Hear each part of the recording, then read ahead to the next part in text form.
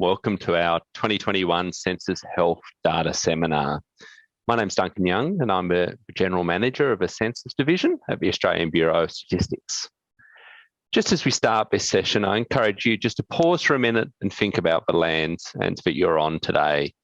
Think about the waterways, the rivers, the hills, the mountains, whatever you can see outside your front door, and think about the traditional custodians of that land. For me, here in Hobart, the traditional custodians of the Palawa people, I acknowledge and respect their elders, past and present. And I'd like to extend a really warm welcome to any members of the Aboriginal and Torres Strait Islander community that are joining us today. We're in for a cracker of a seminar today. Really looking forward to hearing and sharing all of the information about the new long-term health condition in the census, but the census data overall with you today. Joined today by a really great group of speakers. First up, we're going to hear from Caroline Roger. So one of the really great things about this seminar today is that we've got people which are using census data and valuing census data and putting it to use. And so Caroline's a Director of the Department of Health and Aged Care. Will then be followed up by another Caroline. We can only find Carolines for today. So Caroline Deans is one of my colleagues at the Australian Bureau of Statistics, the Director of Census Dissemination. And she'll be joined by Robert Long, another one of my colleagues at the ABS, a Director in our health statistics area. And then joined by Jared Duck, who's a Director at the New South Wales Ministry of Health. And so again, we'll be telling a little bit about why this data today is important to all Australians. So what are we going to cover today? We're going to start by talking a little bit about the 2021 Census of Population and Housing, talk a little bit about the topic consultation process and how we came about to have a topic on long-term health conditions. Then Caroline will talk about monitoring population vaccination and coverage through integrated data. Then we're going to get a number of key data insights from a 2021 census from Caroline Deans and Robert. Then we're going to talk about some other health data sources of information available to you. Jared Duck will talk about ABS data use and service planning for New South Wales Health. And then we'll have an opportunity to work through as many questions as we can from you. So to ask questions, you just need to open up a browser and go to www.polev.com/2021 Census HS for Health Seminar. And so you can open that up on your phone or on the computer that you're watching this session on today. And you can enter questions at any time during this session. And then we'll have one of my colleagues, Tracy, will facilitate the questions with the panel at the end of this session. So the 2021 Census Population and Housing was quite a unique one in Australia because of the pandemic conditions that we faced during the time. We needed to make a lot of changes to the census to try and make sure that the census was safe for both our staff and the community, whilst also still collecting high quality data. I'm pleased to say that whilst none of us would ever want to go back and have more lockdowns again, the lockdown environment, which affected about half of Australia's population at some stage during the census period, actually provided a really great backdrop for a high quality census. So the census key quality measures are sort of shown on this slide here today. We saw a 96.1% response rate. So 96.1% of all of the occupied private dwellings in Australia responded to the census. This is higher than what we saw in 2016 and higher than our target for the 2021 census. We then measure the quality of a census by going out and running another survey after a census where we go back to 50,000 homes and undertake a personal interview of people in those homes to try and make sure we have an understanding of who might have been missed from a census or who might have been counted more than once. And a 0.7% net undercount. So the census is less than 1% smaller than what the population was at the time, is the lowest net undercount we've ever recorded in an Australian census. We've also seen a continuing trend towards people participating in the census through the online form. nearly 4 out of every 5 people participated online in 2016. No, in 2021, sorry, getting my censuses mixed up. And the fantastic thing about that is that what we see when people participate online is that they don't miss as many questions as they do on paper, because the online form reminds them if they've left a question blank and takes them to the right questions as they're working their way through the census form. But one of the reasons why we've got a specific health seminar today was that we had some changes to the census in 2021. Actually, the first time we've added new questions to a census since 2006. So a bit of an exciting day for all the nerds in the community, including people at the ABS. And so we go out before every census or after every census, depending on where you start the clock from, and ask the community about the questions in the census and whether or not there should be any changes or any ideas for new questions. And it's always a really difficult kind of balance and process, because there's always a heap of new possible ideas about new questions for the census. And in the preparation for 2021 was no different. We had some 450 submissions from people who wanted to see extra questions added to the census. And if we add 450 new questions, I don't think anyone in Australia would thank me. So we have to go through quite a process to try and work out what are the potential new topics that are of the most interest and the most value for the community and would work in a census and are valuable in a census for the Australian community. And so one of the areas that we've seen in quite a bit of interest in for some time, but a strong sort of level of submissions and interest for the 2021 census, was understanding a little bit more about the health of the Australian community, and in particular, the experience of long-term health conditions in the Australian community. We have lots of amazing data sources in the ABS, and we'll touch on some of those later through our sample surveys, but give a really in-depth and detailed understanding of health conditions in Australia.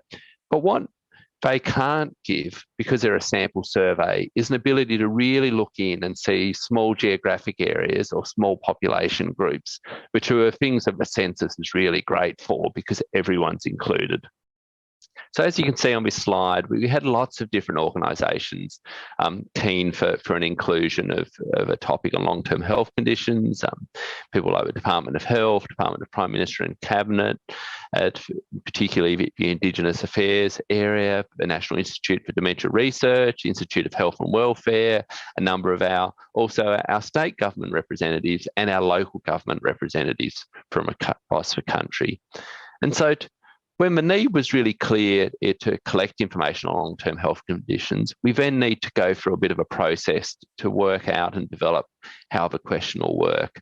And Caroline will step you through some of that question in her presentation later on, Caroline Deans. But the key thing we needed to do was make sure that we'd tested it and made sure that it was a question that people could understand and respond to by themselves or respond to as part of their household.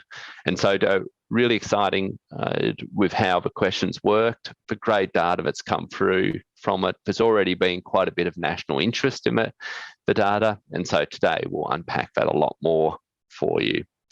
But that's probably enough from me. I'm going to get out of your way and hand over to our fantastic panel of people who will take you through the rest of the seminar today. So I'll introduce again Caroline Roger. So Caroline, I'm a former colleague of mine in the Census program, so it's fantastic to have Caroline on still connected to us in the ABS, despite moving on to Department of Health and Aged Care. So Caroline, across to you. Thanks very much, Duncan, and good morning, everyone. I'd also like to acknowledge the traditional custodians of the lands on which we're meeting on today and pay my respects to their elders, past, present, and emerging. So as Duncan said, my name is Caroline Roger, and I'm a director in the Data and Analytics branch in the Department of Health.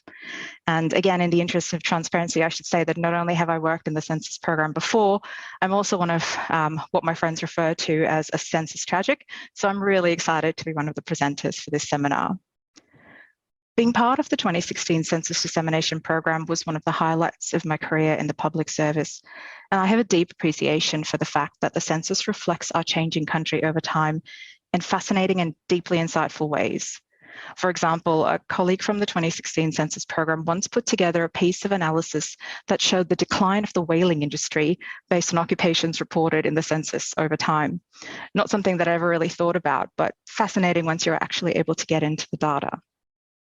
So for things like this, I thought I understood the value of census when I was part of the program, from working on releasing 2016 census products like Table Builder, or when talking to stakeholders who explained how they used the small area information for modelling and complex analyses. But when I moved into the Department of Health, originally as part of the National COVID Vaccine Task Force, I didn't expect that being on the other side of the fence would give me a whole new outlook on the value of the census. So this slide that's currently on the screen shows my current project, which supports reporting on COVID-19 vaccinations for different population groups. And it shows you that we've used the ABS's data linkage expertise to safely and securely link Australian immunisation records with other data sets that have social characteristics and population information like health, family relationships, diversity characteristics, and employment. For those unfamiliar with the Multi-Agency Data Integration Project, or MADIP, which is the more commonly used phrase, this is the ABS's data integration infrastructure. It uses privacy by design to allow researchers and analysts to harness the power of data that's already been collected and gain insights for some of our really big policy and research questions.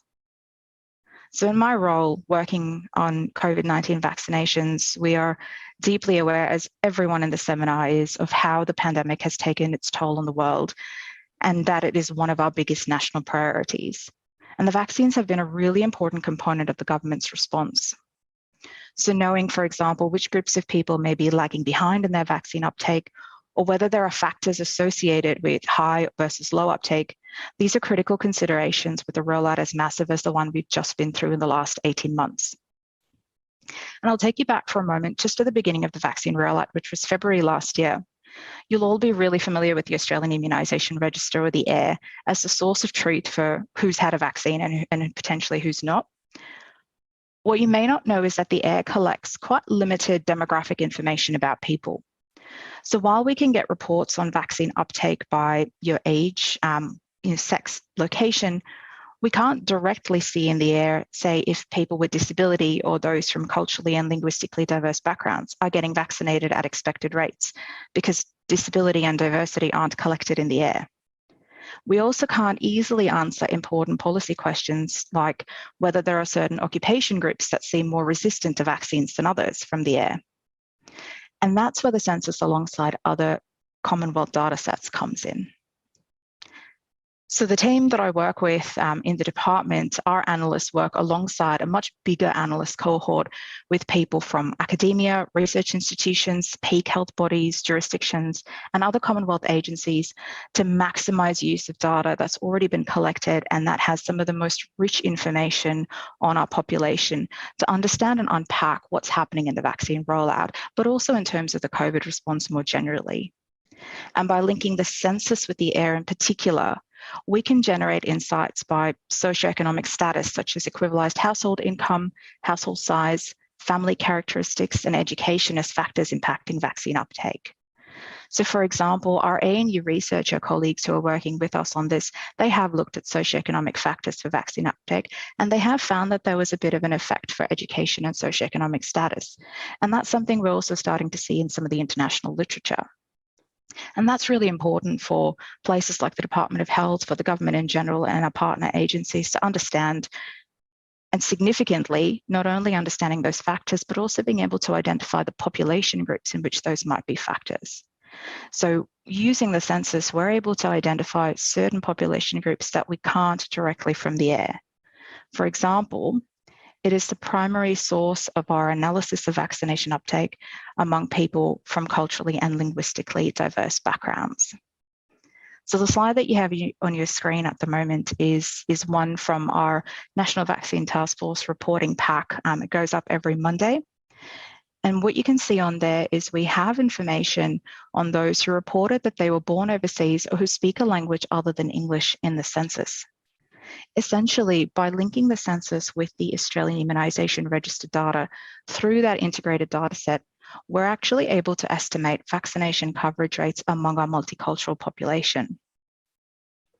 You can see in the slide, and this is a bit of an older slide, so it's not the most recent data, but it'll serve to illustrate. You can see that vaccination rates, particularly for dose 1 and dose 2 among those who are born overseas or speak another language, are pretty comparable to the general population. This, among other detailed analysis, is provided to our COVID-19 advisory group on people from culturally and linguistically diverse backgrounds to inform their recommendations and their work priorities with the department and with communities. And because the data comes from the census, which collects information down to the smallest geography, we can actually produce coverage rates much, much more granular than just the national and jurisdictional piece that you're seeing here. So we can actually produce coverage rates down to our LGA levels while maintaining the privacy of individual data. In fact, my team regularly produces confidentialized reports on vaccination coverage for culturally and linguistically diverse groups down to LGA.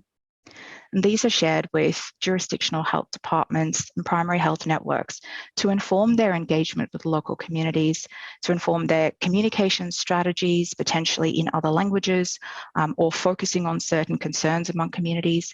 And it informs their outreach to boost vaccine uptake. Being able to understand at the granular level in your local area who may be hesitant with getting a vaccine, where vaccination rates are lagging. And because this is going to people who intimately know their areas, they understand some of the contextual information and are able to use this information in a really valuable and operational way. And where population sizes allow, we're even able to produce information on vaccine uptake by language groups or country of birth at LGA levels, which is yet another layer of granular information that is incredibly valuable, which we can really only get from places like the census. And so this data is used by our advisory group, by those working on the vaccine rollout, by community multicultural organisations and epidemiologists to really understand some of those pressing questions about uptake and to address potential barriers, which is really important and part of what we do. So for example, thinking about people on the ground, it can be used to make decisions about what translations for particular languages need to be prioritised, or whether more bicultural workers from certain communities with health backgrounds need to be hired in certain areas of the country or deployed to certain areas of the country so that they can engage with people from shared backgrounds without the need for a translator. As you can imagine, there's an increasing awareness of there being multiple flanks in the response to COVID-19. And so having information on, what antivirals are prescribed to people would be incredibly valuable for us. Understanding hospitalization pathways, also something that would be incredibly valuable to us. And these are all pieces that you can really achieve from integrated data, but you can't do that unless you have at least a basis for your population coverage. And that's really what we've been able to find with the census. To be perfectly honest, we didn't think we'd be able to do this even 18 months ago. And when the ABS gave us access to the 2021 census data less than a fortnight after it was publicly released, it was a bit like Christmas had come early. And again, I did mention I was a census strategist, so I was incredibly excited to see this, as was the rest of our team. I know this potentially might sound a little bit overblown, but truthfully, there is no other data set that has the kind of comprehensive information on our changing population like the census does for Australia. And what my team hears from stakeholders on an ongoing basis, particularly some of our jurisdictional health departments who are intimately aware of the challenges with being able to deploy and monitor vaccine uptake, is that this is the gold standard for multicultural information on vaccination uptake. Without the census, we'd have piecemeal information at best. And the other new piece, which Duncan has mentioned that we're really excited about, is the collection of that long-term health condition in the census. So having this means we can drill down to small area levels or look at health conditions alongside other population characteristics. You'll all be very aware from the media coverage and the announcements from the government that risk conditions for people alongside vaccination uptake, that's something that we're really, really looking at, and that drives a lot of policy decision making, that drives a lot of our operational decision making. So having this down to our granular level in the census, having this at the level of detail that it gets captured, it's very powerful, and it reflects the type of data that we increasingly need at that population level. And on that note, I will hand you over to Caroline Deans to talk a bit more about the new long-term health conditions in more detail. Over to you, Caroline. Thank you so much, and thanks for sharing that interesting program of work that you've been involved in. It's really fascinating to see that census data is being put to use for that program of the vaccine rollout, and glad that the 2021 census data could help you with that. Yes, really thanks for sharing. And what I'm going to do now is go through some of the findings from the 2021 census and the health question in particular on the 2021 census. So let me start by setting the scene and telling you about the question. And I say the question because on the census there was one question on long-term health conditions, which hopefully you'll remember from when you filled in the census last year. But in case you've forgotten, the simple question that has the person been told by a doctor or nurse that they have any of these long-term health conditions?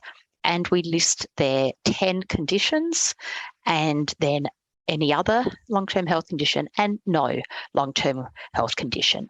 So a very simple question, but as Duncan explained in the introduction, and as Caroline has just demonstrated with going through how census data is used, the value of including a question like this on the census is that we're asking 25 million people about their experiences of health conditions, and you can't get that in a survey. So the ABS has some great surveys. There's also excellent administrative data that's available on health.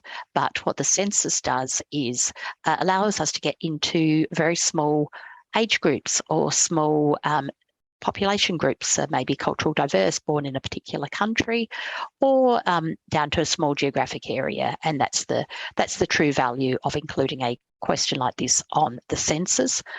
We have produced an article that's available on our website that explains how to use the census question and where other data sources like, say, the National Health Survey or other sources may be more appropriate. And Robert will be touching on some of these other sources a little bit later. But my focus today is going to be on talking about the long-term health conditions. One thing I will note is a quality indicator. For this question, it was a relatively high item non-response. So that's worth bearing in mind as you're using the data. In the item non-response rate, or the number of people, the proportion of people who didn't answer this particular question was 8.1%. That includes people who didn't complete the census at all, and also people who just skipped this question. And what is important to note is there is a bit of variability in how people responded to the question, or whether particular groups responded. So when you're doing analysis with the long-term health conditions question, I encourage you to look at the response rate for the group that you're looking at or the area that you're looking at. So for example, males were slightly less likely to respond than females. Aboriginal and Torres Strait Islander people were slightly less likely to respond than the rest of the population. And one thing to be particularly cautious about is people who are living in non-private dwellings, for example, nursing homes, had a lower rate of response to this question. So I think the data is extremely valuable when you know how to use it. And so I encourage you to just be mindful of that in any analysis that you're doing. So one simple question on the census, and from that we produced 30 different health variables. And I've just summarised these on the next screen here. We do a count of how many people had each condition. We have the number of conditions they reported. So it was a multi-response question. So did they report no conditions? 1, 2, 3 or more? And whether they have each one, so in a simplified data item, the number that had each of the 10 health conditions or the other. And then we also do 12 defined comorbidities, so say arthritis and asthma or diabetes and heart disease. Just to make the analysis easier, we have already done that combination for you. And they're all at the person level. We also have variables at the household level, which I think is going to be really interesting to analyse. So the count of people in a household with a long-term health condition, the count of adults in the household, and the count of children in the household with the long-term health condition. So lots and lots of data is available from the census health question, and we're only going to scrape the surface today. So hopefully we are going to encourage you and make you more enthusiastic to have a look at some analysis you can do yourself. And I will point you to where on the website you can go. So we have a couple of ways into census data on the website, and this is census data that we've already packaged together for ease of use. So you can go into looking by topic, and if you click on the health button there, you can see that you'll go through to a number of articles and information and a data cube about health, or where census is really valuable is looking at particular areas. So if you want to know your local suburb or your local government area, you can look at that via the search census data. And as I said, they're aggregate products. We do have another product which Caroline did refer to, Table Builder. And so Table Builder hasn't yet been released with Census 21 data on it.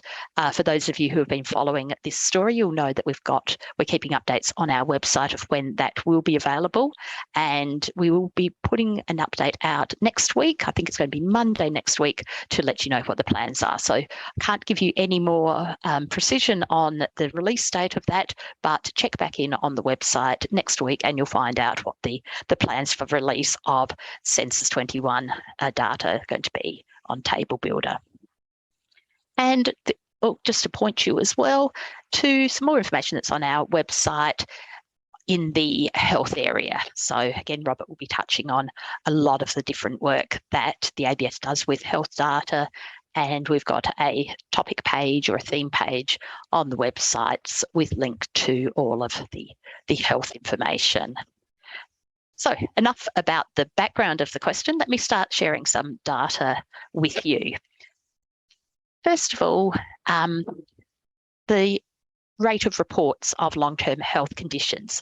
And we found in the census that over 8 million people reported that they had at least one health condition, and that included the 10 that I mentioned there and the other. So 31.7% of the population reported in the census that they had at least one health condition. And in terms of the number of conditions that they reported, well, 4.8 reported having just one of those selected conditions. Another 1.5 million reported having two of the selected health conditions, and further 0.8 million reported having three or more of the selected health conditions. And I will just make a note that when we talk about the selected health conditions, those numbers on the right there, they don't include other health. That just includes the named conditions of asthma, arthritis, cancer, and so on. So they're the numbers at the Australia level of reported health conditions in the census. Let's have a look at this by age and sex. And on this chart here, and in fact on all the charts that I'm going to present that have age profiles, you'll see that the data goes up to 100 years and over, showing the value of the census, because you probably wouldn't get that many 100-year plus people in your sample surveys, but in the census, we're able to report on that data. So here is just a pattern of males and females over time, the females in orange and the males in that teal colour, the proportion of people who reported they had a long-term health condition. And as you can see, it's going up with age. And you can see that the females at all ages except 0 to 9 have a slightly higher reported rate of long-term health conditions. And that gap widens in the 20s and 30s. Before narrowing again. Let's have a look at the count of how many conditions people had. So here looking at that age range again on the x-axis, all the way up to 100 years and over. And the proportion of people who reported they have one condition is shown in the orange. And then the dark teal represents 2 conditions and the lighter teal represents 3 or more conditions. So again, you can see them all growing with age, and particularly the 3 or more conditions becoming far more common in older people. I'm now going to go through and talk about each condition individually, and I'm going to build a chart, again looking at this age profile along the x-axis and lay over that each condition so we can see what that age profile is for each condition. And I'm going to start with asthma. Yes, that worked. Okay, so good. So here we can see the reported rate of asthma in the population. Overall, 8.1% of Australians in the census reported that they had asthma. And you can see that that's a fairly steady reported rate of asthma across all those age groups, all the way between about 10 years and 90 years, a bit lower in the younger people. And that first age cohort there is 0 to 9.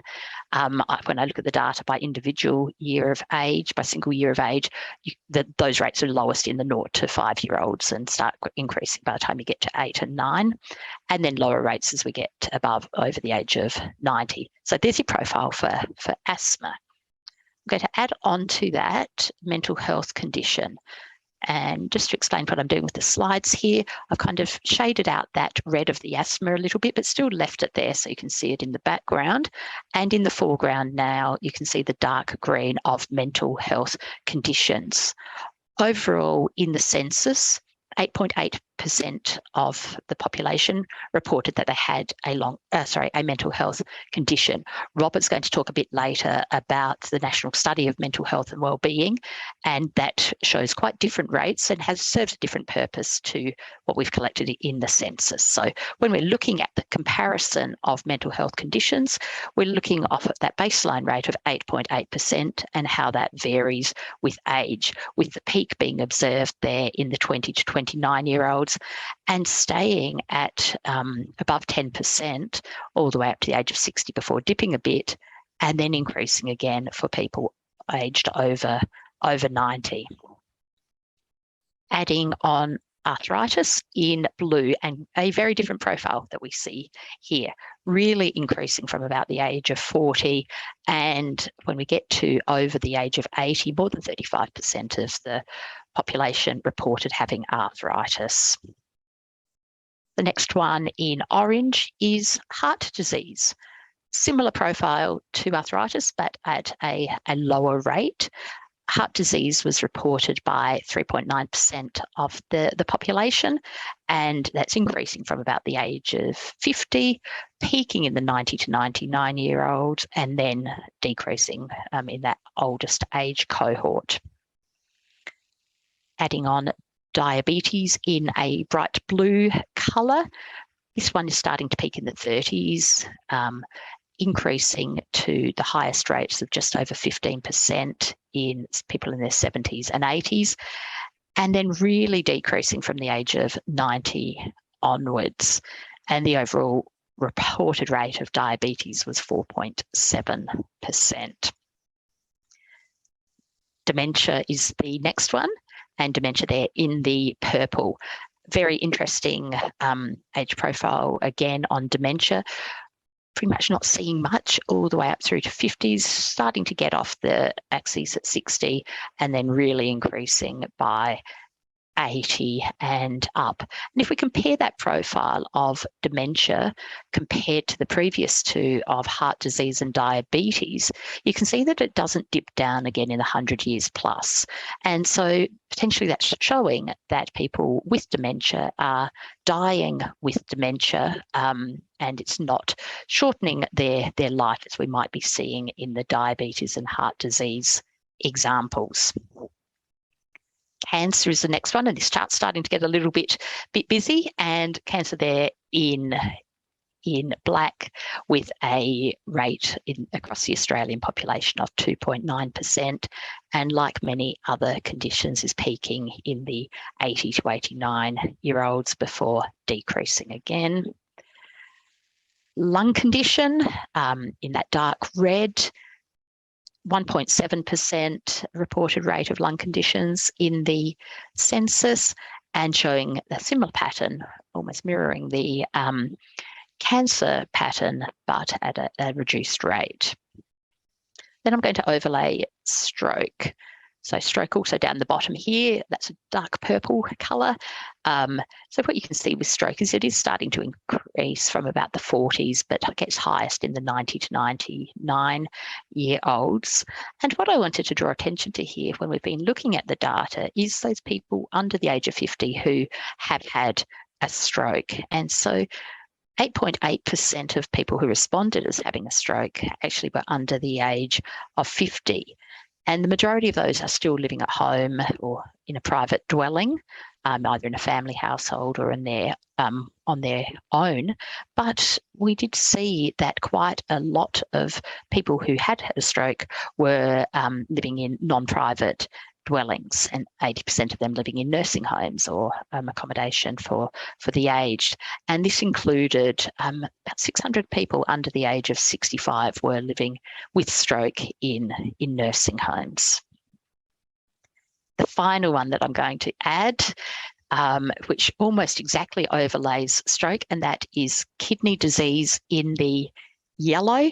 And the rate is also 0.9% and a very similar profile to stroke. So just popping up for a minute, all the age prevalences of age rates of the conditions, and you can digest that at your leisure. This seminar is being recorded and you will be able to view the slides later, so you can have a look at that more closely if in your own time. Now, Caroline also talked a bit about cultural diversity, and that's where one example of where we can see really great value in how we use census data, because we ask quite a number of questions on the census that give an indication of someone's cultural background, and that includes questions about whether they were born overseas or which country they were born in, which country their parents were born in, when they arrived in Australia, languages, religion, ancestry, and so on. So wealth of information collected in the census on cultural diversity. And when we now combine that with the new question on health, we're getting some great stories coming out. I'm going to start with a background, just a way of viewing the diversity of Australia. And this is referring to the generation, what generation Australian are you? This is for the whole population, and what we can see is that 29.3% of people responding to the census were first generation Australian. And that means that they were born overseas themselves. Second generation are then those who had one or both parents born overseas, so 22.2%. Add those together and you can see that that's now more than half of the population were either born overseas themselves or had a parent that was born overseas. And then that third plus generation, people who were both born in Australia and their parents were born in Australia, is now 48.5% or less than half of the Australian population. So how does that look at, like when we look at health with those definitions of generations? So what we've got here is the number of health conditions that people of those generations have reported. And you can see the teal colour there is that third plus generation. So born in Australia and had both parents born in Australia. And you can see they were more likely than people born overseas or parents born overseas to report having one health condition. They were more likely to report having two health conditions and more likely to report having three or more health conditions. And when we look at that balancing chart there with the none, people who are third or plus generation Australian were about just over 60% likely to report having no health conditions, compared to over 70 of people who are the first generation Australian or second generation. So that gives you an idea of what we're seeing as we dig deeper into the cultural diversity. I'm now got here the top 10 countries of birth of people who live in Australia and their different rates of reported health conditions. So the font's pretty small there. So just going from left to right, we've got Australia, England, India, China. You can see in India and China very low reported rates of having one or more health conditions. Then we go across to New Zealand, which is about 35% reported having one or more health conditions. Philippines and Vietnam dip down a little bit. South Africa goes up a little bit. Malaysia down again to 20-something. And then Italy, more than half of people who are living in Australia who are born in Italy reported having a long-term health condition. And this is really a great demonstration of the age effect on whether someone has a long-term health condition or not. So if we think about the population of people in Australia who are born in Italy, for example, compared to the population of people in Australia who are born in India, it's a much older population. In fact, the median age of people born in Italy is 72 years compared to 35 for people who are born in India. And that goes quite a way to explaining why you can see higher reported rates of long-term health conditions in people born in Italy. And I'm going to give one more example where we look at some specific countries that had the highest and the lowest median ages and how that plays out on their reporting of health conditions in the census. So 3 countries on the left there with high median ages, again being Italy, adding in Malta and also Austria at 71 and 72 median years of age. And on the right, the very young populations coming from Mongolia, Nepal and Saudi Arabia. And what we've got here is just some specific conditions that were the most commonly reported conditions of people of those older age groups. And so arthritis, diabetes, and asthma.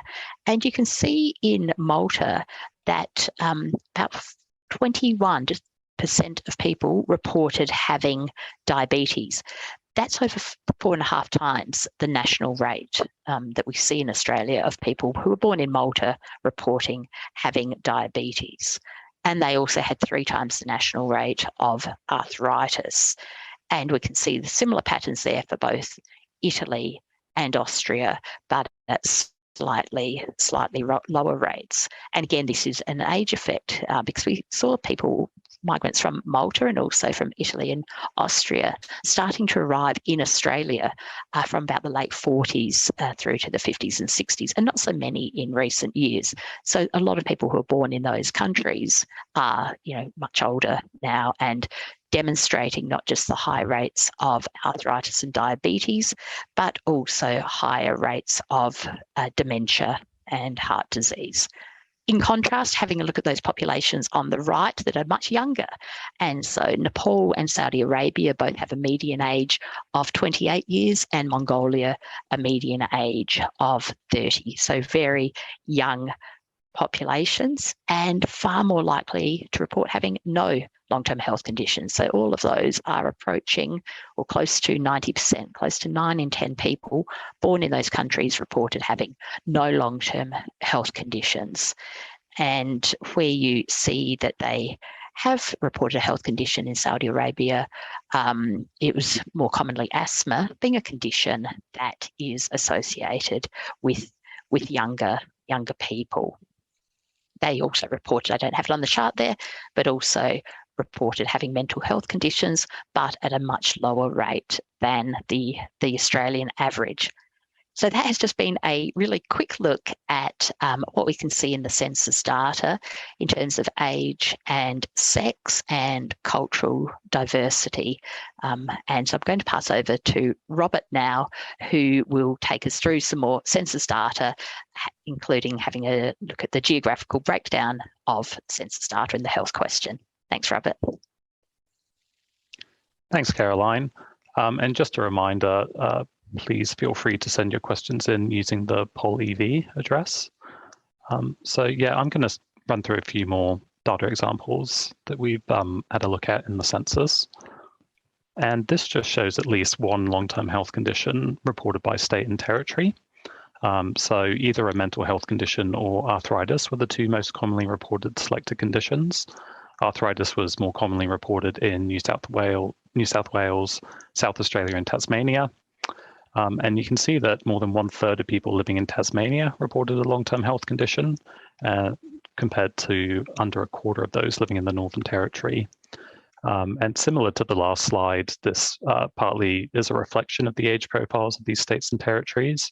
So the median age of people living in the Northern Territory was 33 years compared to 42 years for Tasmania. And just to illustrate this, we've shown a series of light teal bars there where the rates have been adjusted by age. And you can see in this case that results in the rate being pushed up a little bit for the Northern Territory. So that's taking into account its younger population. So if you're using the data for population health analysis purposes, you'll want to consider whether to adjust for age or not. If you're using the data for resource planning purposes, it may not be needed because you'll still want to know about the absolute proportions or differences between certain groups. So just one example where knowing crude differences is useful is when taking a geographic lens on census data.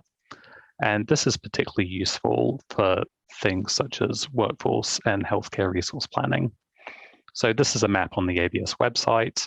I know some other organizations and media outlets have already been doing some really excellent work on their own, doing their own maps of the census data, which is great. And as we'd expect from the map here, there is a general trend for most conditions to be higher in regional areas with older age profiles compared to metropolitan areas. You also generally get higher rates of prevalence of risk factors in regional areas as well.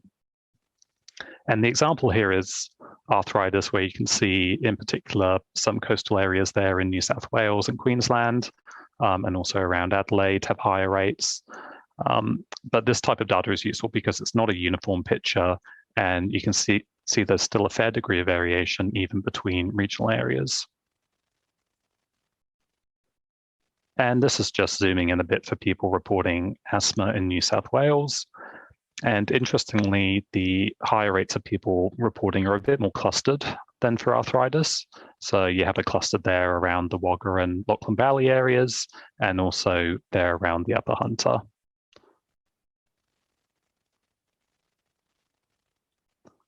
And to zoom in once more, this is just an example of people reporting diabetes in Melbourne. So you can see there's still a fair amount of variation in people reporting diabetes even within the metropolitan area. So with places like Dandenong and the western suburbs, they're reporting diabetes proportions of fully twice that of inner areas like around Port Phillip and the CBD and the inner eastern suburbs. The other kind of interesting aspect of the census is it gives us a lot of data about those high growth outer suburban areas, places like Wyndham and Melton, and they're of interest because they are changing so rapidly over time.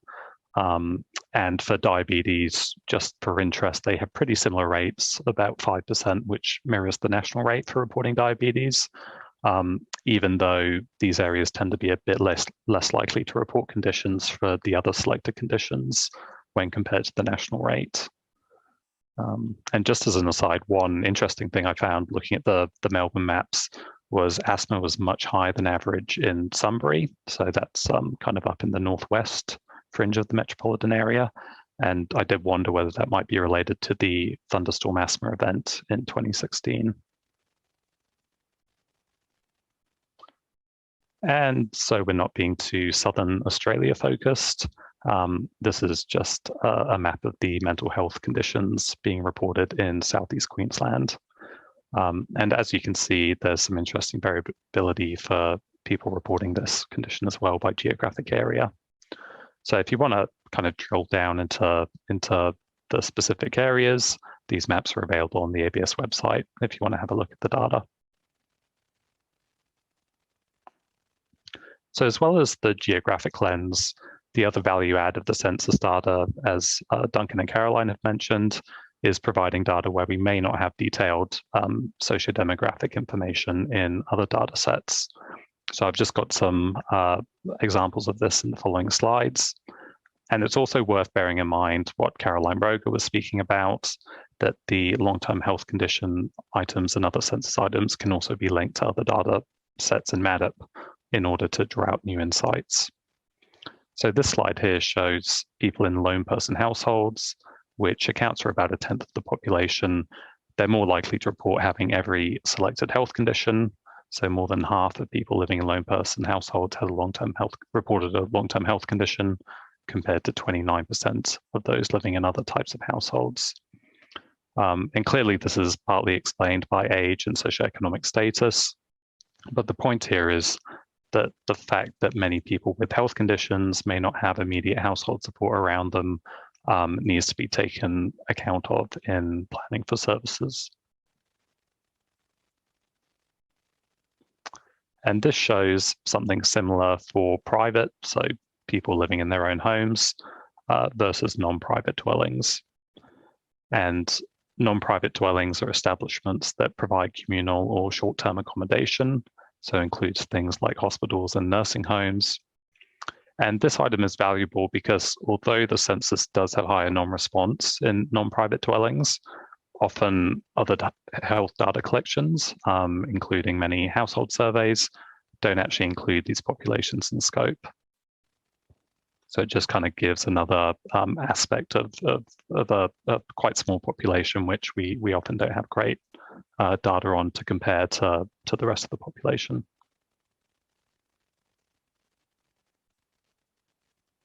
Likewise, the census is one of the most important data sources relating to core activity need for assistance, and is particularly important for helping plan for services related to in-home support, respite care, and support to carers. So of those who had a long-term health condition, 16% had a need for assistance with core activities, compared to only 1% of those without a long-term health condition. And those with multiple health conditions had a greater need for assistance with core activities. So more than 4 in 10 of those with 3 or more conditions, so that's the orange bar on screen right there, had a need for assistance, compared to 20% of those with 2 conditions and 10% of those with 1 condition. And Caroline briefly mentioned that 4/5 of people with dementia had a need for assistance with core activities. And you can also see up there that 46% of people reporting stroke and 35% of people reporting kidney disease had a need for assistance. So just changing tack a little bit, one of the policy priorities in health portfolios across the country is aged care, especially at the federal level, and the census has a lot of data to inform this aspect. So this is the age structure of the population from the 2001 census,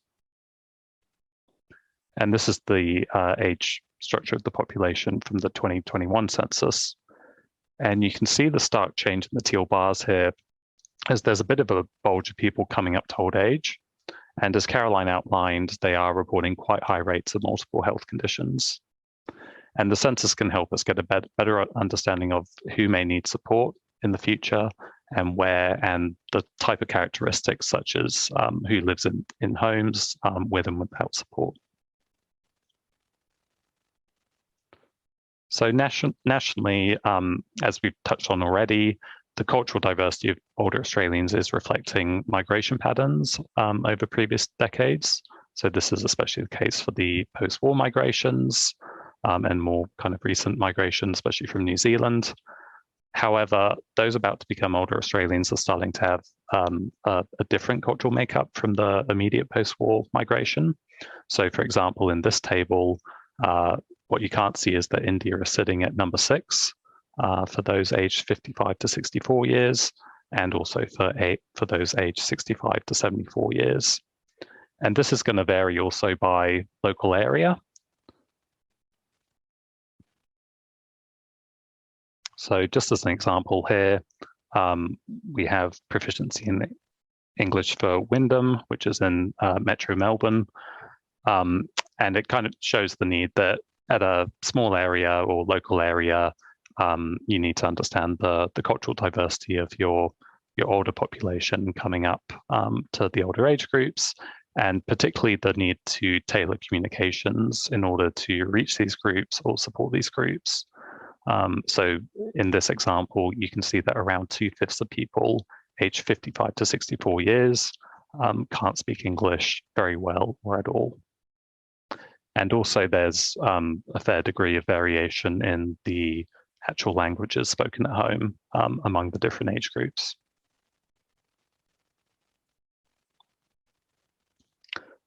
And I wanted to have a picture of a dog in the presentation, so I included this instead of a graph. But as we've already spoken about as well, the living situation of Australians, the census is a very important data set to inform that. So so most people between the ages of 65 and 84 years are living in their own homes, so 96%, very high proportion, and that includes self-contained retirement villages. However, for people aged over 85 years, we find that nearly a quarter of them aren't. So they're mainly living in nursing homes and non-self-contained retirement homes. And as we've seen, people aged over 85 are much more likely to have a health condition or a disability that doesn't enable them to live at home, even with support. And finally, this just shows an example of where aged care planning may need to be prioritized in the next 20 years or so. So on the left, we have areas with the highest proportion of that 55 to 64-year-old age group, and on the right, areas with the lowest proportions. And obviously, that's just a very high-level example of what you can actually draw down with using the census.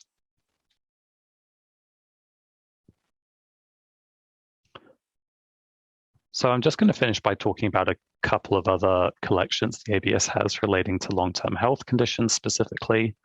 And as Caroline mentioned, we have an article on our website which goes into a lot more detail about the different sources of long-term health conditions data and their recommended use cases. But one of the key things we really want to emphasize is that for understanding the prevalence of mental disorders among Australians aged 16 to 85 years, we recommend using the National Study of Mental Health and Wellbeing, which the ABS is collecting. And this uses the World Health Organization Composite International Diagnostic Interview, bit of a mouthful, so we refer to it as CIDI, which asks respondents about their experiences and symptoms of mental ill health throughout their lifetime. So this is obviously a different measure compared to the census item, which is solely based on self-report, based on a single question. And you can see there that the study found that 1 in 5 people had a mental disorder in 2020-21. And this is just some data from the study. So overall, 17% of Australians had an anxiety disorder, 7.5% had an affective disorder, and 3% had a substance use disorder. And you can see here that females had higher rates of anxiety and affective disorders than men, while men had higher rates of substance use disorders.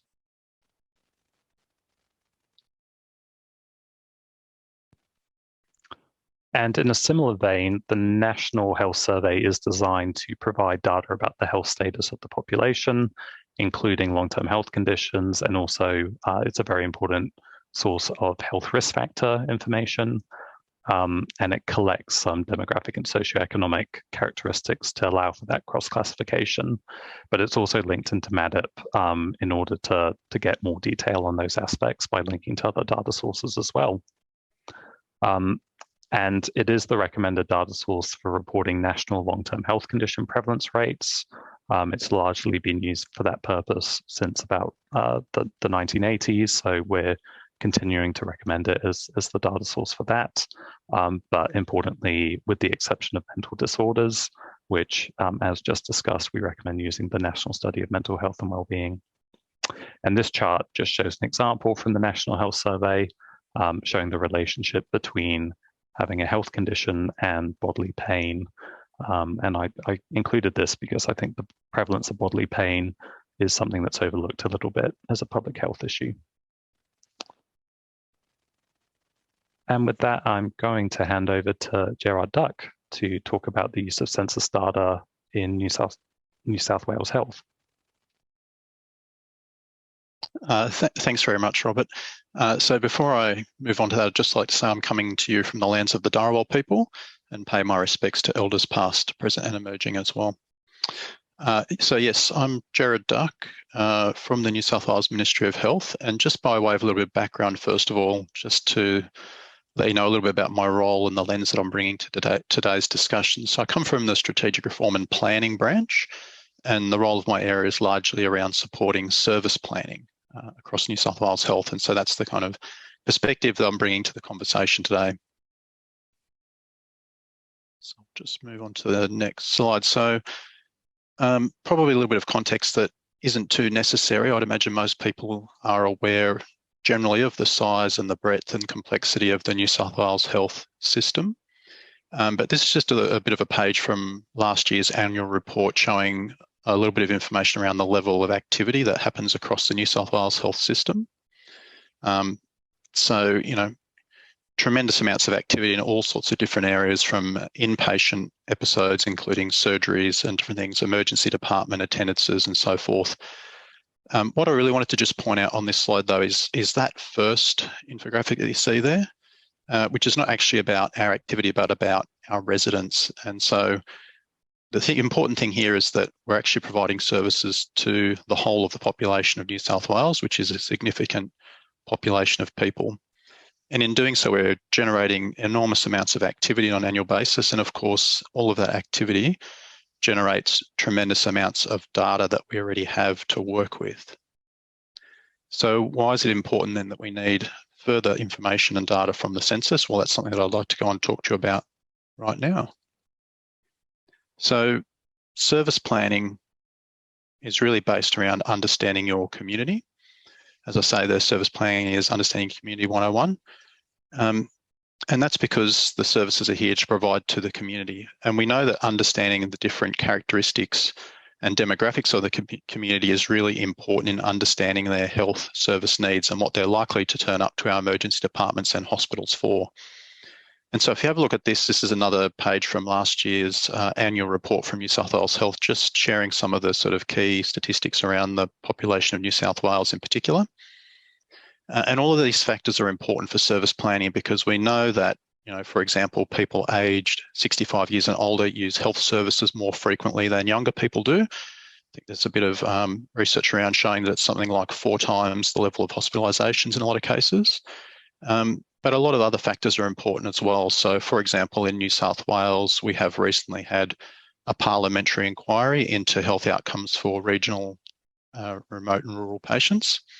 So understanding our populations and how they are made up across different areas of the state is also very important for us. I think everybody would recognise that there's still a gap in health outcomes for Aboriginal and Torres Strait Islander people.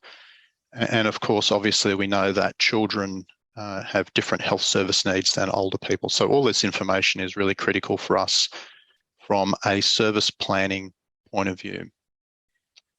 So what's interesting about all of that information is that while we do have mountains and mountains of data already from our health services that we provide, we can't actually get that information that's on the screen directly from that data. We can infer some things from it, but really, when we talk about our service planning and understanding the health needs of the community, we are very heavily reliant on sources like the census and other data from the ABS that provides us that background information about the community that we're actually providing services to.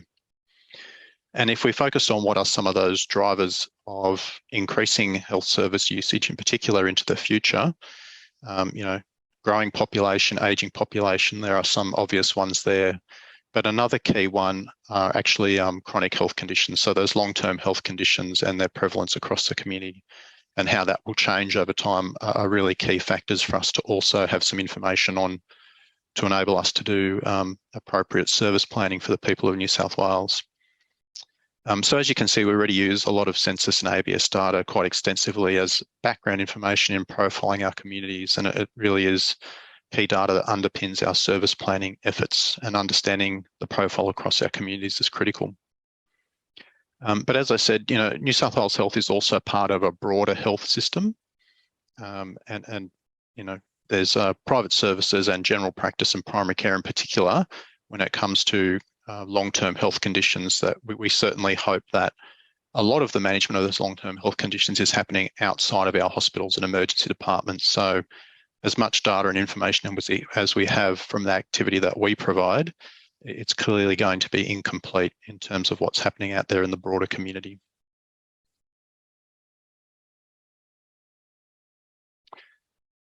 So just taking one example, so if we explored a common chronic condition which you've already seen some information on today, like asthma. So again, just to highlight that point, we can see we have data there on asthma hospitalisations. And so this is from New South Wales Health website, which is publicly available health stats, which a lot of self-service planners in the New South Wales health system use heavily in service planning. So we have good information on hospitalisations and emergency department presentations, obviously.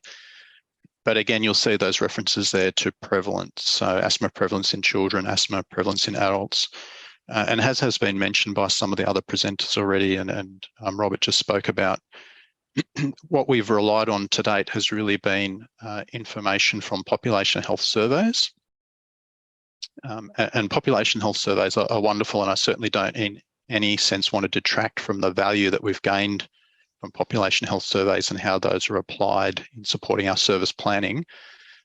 But when you're talking about service planning at a local level, there is actually, I think, an important difference between the data you get from population health surveys and the possibilities that are now arising from having a more complete data set about long-term health conditions. So it really just gives us another reference point to sort of triangulate and validate possible areas of unmet need and future need across our communities. So for me, as a service planner, having that census level data capture gives you a different view and a higher degree of confidence when you're getting down to more granular service planning levels. I think, most people would recognise there's only so far you can stretch data from population health surveys when you're getting to more granular levels. And it's, as you heard, I think, from both Carolines actually earlier today, there really isn't anything quite like the population coverage you get from a census with 25 million odd data points. So I think that really providing that granular breakdown geography, which we saw some slides from Robert on in terms of diabetes, for example, really multiplies the value of that data in a local service planning context. And if I could give you a real example of that, so recently over the last couple of years, we've been doing planning for end-stage kidney disease, looking at the future need for dialysis services, for example, and grappling with questions like the impact of the rate of diabetes across different communities, how does country of birth and other factors impact on the future need for end-stage kidney disease services across our communities, and really struggle to identify comprehensive data to support how we could interpret those factors at a local level. So we know there are factors there that are impacting, but how do we actually interpret them at a local level, and how do we apply that in our planning? So again, just reflecting on some of that information that Robert's shown you today around diabetes at local geographies, I think you can see the potential for us the next time we ask that question, how we can apply some of this new long-term health data from the census to really add value to our planning and understand those local needs at a greater level. And that's really, I think, an important takeaway for me from today is that, even in the absence of sophisticated data linkage resources and other processes which will add even greater value, I think right out of the box, the information that's been provided from this new addition to the census is going to be incredibly valuable for service planning right across the New South Wales health system. And that's really, I think, the key takeaway for me, as I said, and that's even just with one data point that we have from the 2021 census. I think over time you can see how that value will build as we can start to see those trends. And, we're a system that already invests significant amounts in forward planning and planning to meet the future health needs of our communities. And so, this year alone, we have a capital investment program of $3 billion. So any intelligence that we can garner from new data sources, helping to provide robust evidence around how we use that investment wisely is going to be critical for our future health systems. And so with that, I think it's time for questions. So I might hand over to Tracy Chester, who's going to facilitate the Q&A. Thanks very much, Gerard, and welcome everyone to our Q&A session. We really want to get through as many questions as we can by midday, so please send them through to www.polev.com/2021 Census HS. If we don't happen to get to your questions today, you are able to send them through to clientservices@abs.gov.au. So without further ado, I might actually call on Caroline Deans first, if that's okay. We've had quite a few interests around the great data that we've got in the census. Great that we've got these 10 conditions, but people want more. So has there any consideration been given to whether or not we can collect more health conditions, or whether there's an opportunity to have a write-in box for the other health conditions? Thanks, Tracy, and a good question. In fact, that is one that we tested. So while we were developing the health question for the census, we had a really long period of testing it, and we tested it through cognitive interviews, is the process that we use, where we invite people in to sit down and answer the census form as if it was census night, and they are doing the census, and then we interrupt them every now and then to explore why they answered a question in a particular way. So we had many rounds, I can't remember how many rounds now, but we had many, many rounds of cognitive interviewing with a real focus on health. So we did test, first of all, the 10 conditions that are named are conditions that are all relatively prevalent, and having more data on those conditions at a small population area or small geographical area was seen to be valuable. And we came up with those conditions in conjunction with other sort of data users in the health space. And I know there would be many other conditions that people would want to list, but we can't really have a census form that's 20 pages long just listing all the conditions. So one thing that we did explore was with that other box, whether that could be a write-in, so that people could write down what conditions they had, and because we thought that was a good solution to not being able to list them all. And that's an approach we use for things like country. So for country of birth, we only list the first few countries of birth, the most common ones, and then if you're born anywhere else, then you write it in. So we did that. We tested that for the health question, and what we found is that people were writing in conditions in a more specific way than we could really code. So, for example, I remember watching interviews where someone wrote in leukemia. So rather than ticking a box that says cancer, they wrote in leukemia. And when you're processing data from 25 million forms, that becomes an exercise that is not feasible to actually do in the time that we have available to us.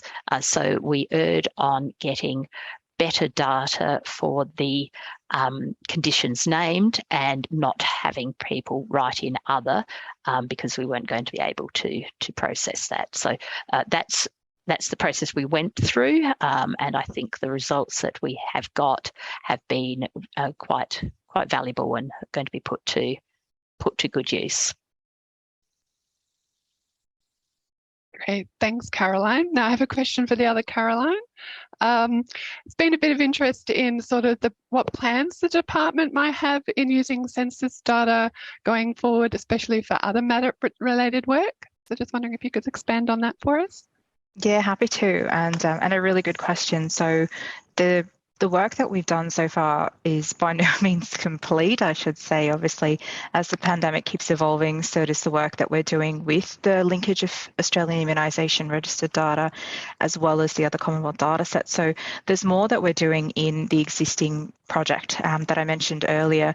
I mentioned antivirals, so that's certainly something we're looking at with our pharmaceutical benefit scheme data, along with those population groups. And that's really a big, big factor for us with using the census, is being able to understand some of the vulnerable and priority cohorts in the community. So there's as Robert mentioned in his pack, there's core need for assistance variables that we are also using to understand people who may not be on government administration programs like, a pension, a disability support pension or the NDIS, but still might have vulnerabilities that might put them at risk for us to unpack further.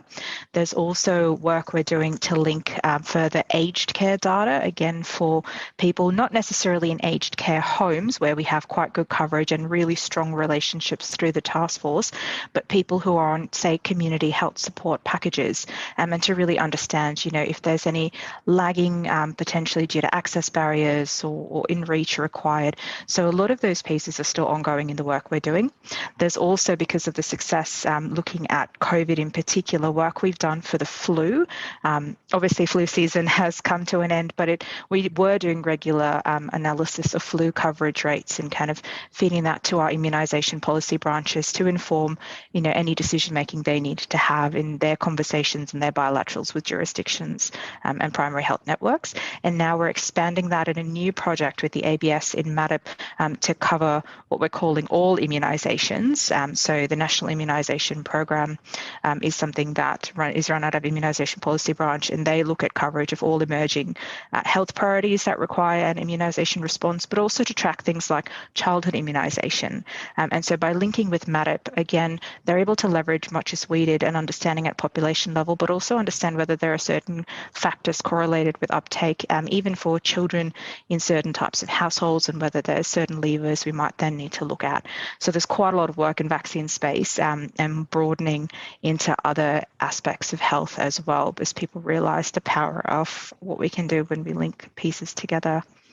So hopefully that gives you a bit of a taste of where we're headed. Great. Thank you, Caroline. Might keep on the data integration theme. And Jared, just wondering whether New South Wales have any plans to use sort of that linked data in their service planning? I'm sure we'd love to make some plans to do that, yeah. So New South Wales Health has other sources of linked data as well, but obviously of a different ilk. And we have a lot of data sources we already use, but always open to looking at new data sources, particularly some of the newer linked data that give us opportunities to consider different intelligence than we've had in the past. So no concrete plans that I can talk about today, but absolutely always looking for those opportunities. Great. Caroline Deans, back to you. There's been a bit of interest around long-term health conditions for our Aboriginal and Torres Strait Islander peoples, and just wondering whether there's any sort of high-level statistics you can present here now. Yeah, thanks, Tracy. And we didn't share anything in the presentation. I think there's probably so much data we could put in the presentation.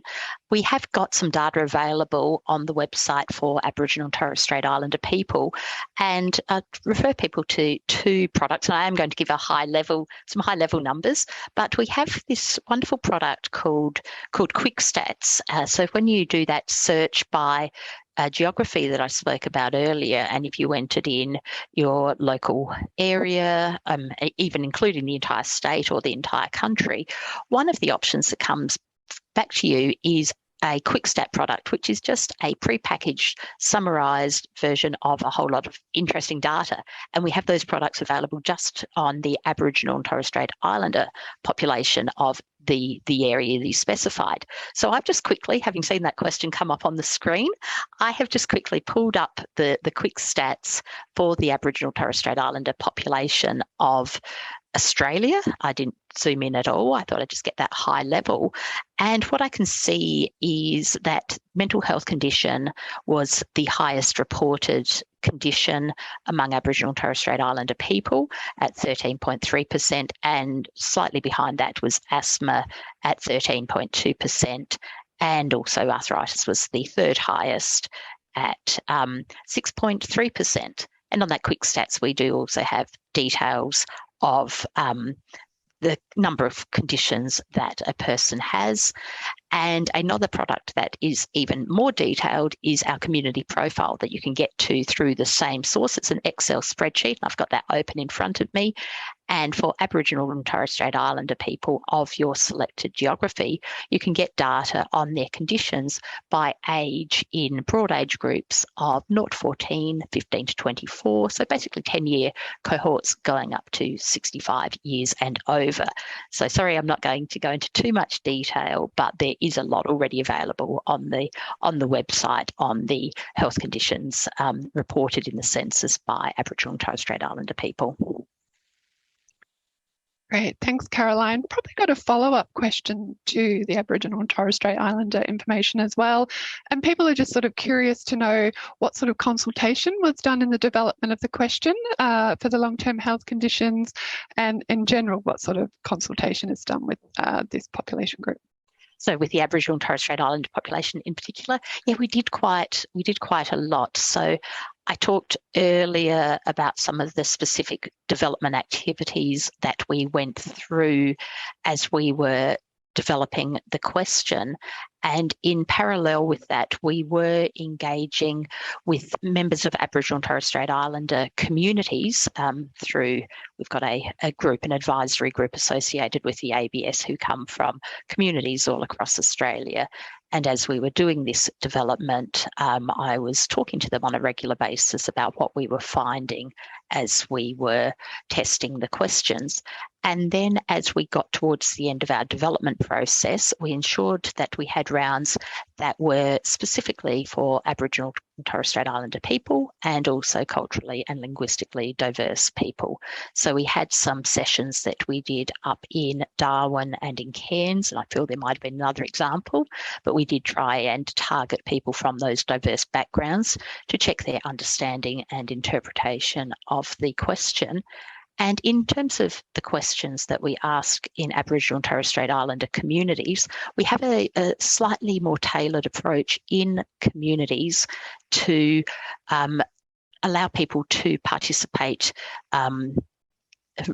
reflecting the sort of greater complexity of conducting a census in those areas. And we have a different form types that allow someone to act as an interviewer and take someone through the questions. So we also did testing in quite a number of Aboriginal and Torres Strait Islander communities, not just of the health question, but of the whole census form. And I remember we're in Tiwi, Torres Strait, the Alice Springs town camps. And what we do there is get an understanding of how people interpret the question and whether there might be different language used. So for example, a term like mental health is not well understood in both some Aboriginal and Torres Strait Islander communities, but also called backgrounds. So having extra information available for the interviewer that could be like SAD or other terms that people might be using rather than mental health. So yeah, we did do a lot of work to try and make sure that the question could be well understood and consistently interpreted by people right across Australia. Thank you. So coming back to Caroline Roger, very much great interest in the cold vaccination data that's been provided, and just wondering whether that was also able to be disaggregated by sex and released publicly. It is able to be disaggregated by sex. We haven't released that publicly. It's certainly something that we provide to our advisory group. And I should say that one of the considerations we have and what goes publicly is, as you can see, the packs that the Vaccine Task Force releases tend to be those high-level figures to understand and give the community an understanding of kind of tracking through our vulnerable and priority cohorts. There's quite a lot more information that is shared with people who are on the ground and engaging in the vaccine rollout directly. So that that is certainly shared. It's just not publicly released. It's a little bit more of a, if it tells a story, then it gets shared with people who can act on that and then, engage with the community directly. There's not a very different story from the general population sex distribution anyway, so it's not kind of going to give you a lot more at a national level, but where there are insights, that's certainly provided, and that's through, as I said, our multicultural health organisations, jurisdictional health departments, primary health networks, and people on the ground. Thank you. Caroline, back to you. Definitely very curious about the census data in particular, but obviously there's been a lot of public reporting around our LGBTIQ plus population and how they're likely to experience greater mental ill health. And just wondering whether you're able to provide more insights from the census and potentially what our plans might be for 2026 and beyond. Thank you, Tracy. So let me try break this down. So when we talk about broad LGBTIQ plus issues, in terms of the census, we were looking at the different communities within that group. So we were looking at the sex question and how it is worded in terms of whether people are responding when they have variations in sex characteristics. So the I in the LGBTIQ plus, and the sex question was sometimes interpreted for people who, in terms of their gender identity rather than their sex.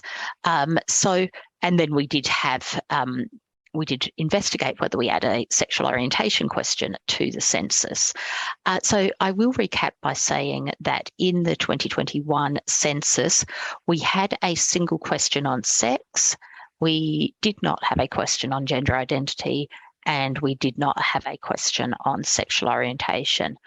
On the single question on sex, we were asking or the data, the concept that was being asked about was a biological sex, and that was covered in some of our explanatory information, but not always clear to people, because sometimes people interpret that as gender.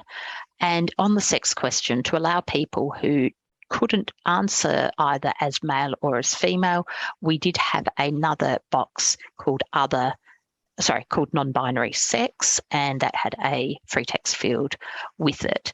Now we have analysed the data from that, and we will be releasing an article at the end of September on people who responded to that non-binary sex response on the census.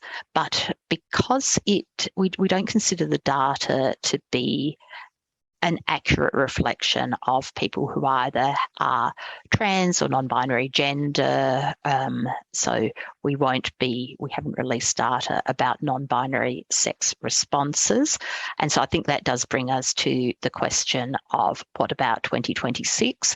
Because we certainly did get a lot of advocacy and support for including questions on gender identity and sexual orientation in the 2021 census, and that didn't happen, but we are about to start the phase. I think Duncan said at the start that the census cycle is pretty much ongoing. So we will be starting early next year the consultation phase for the 2026 census, exactly as we have done for the 2021 census, asking people what data they would like to get from the census. So I would expect that people are going to again advocate and recommend that we include questions on gender identity and sexual orientation.